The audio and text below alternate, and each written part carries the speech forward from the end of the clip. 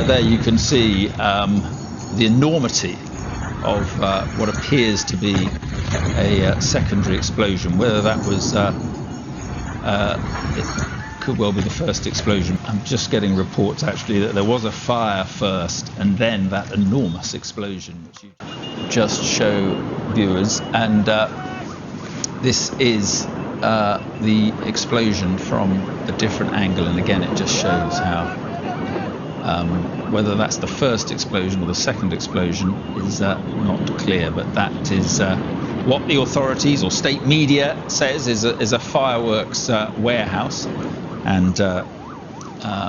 and you can see actually firecrackers or some sort of subsidiary explosions going on there. But those pictures just in, and there another explosion. Let's show you the latest pictures from Beirut this afternoon. The latest chapter, it seems, latest instalment in that country's recent story of misery.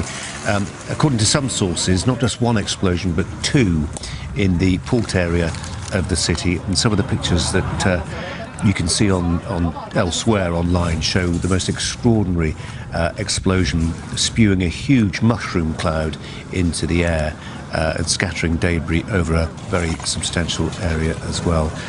One reportedly in the port. You can see presumably to some extent of the scale of this explosion that's tossed cars some distance and overturned them. I'm presuming that's as a consequence of what's happened.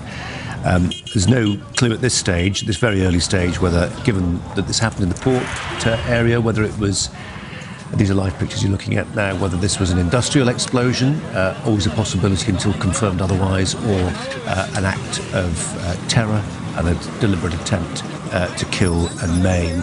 It has been pointed out that this week is the week in which an international tribunal returns a verdict into the killing of the former Prime Minister, Rafik Hariri, with Hezbollah agents thought to be in the frame. No confirmation yet as to whether there were two explosions, but as those pictures testified, terrifying effect really.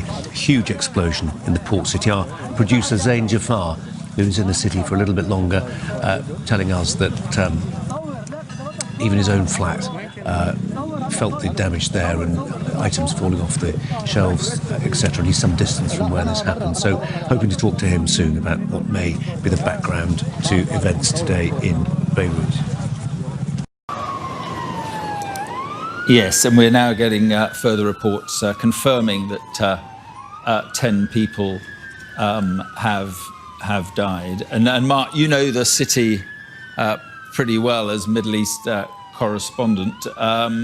And I mean, there have been tensions in the city of late, haven't there?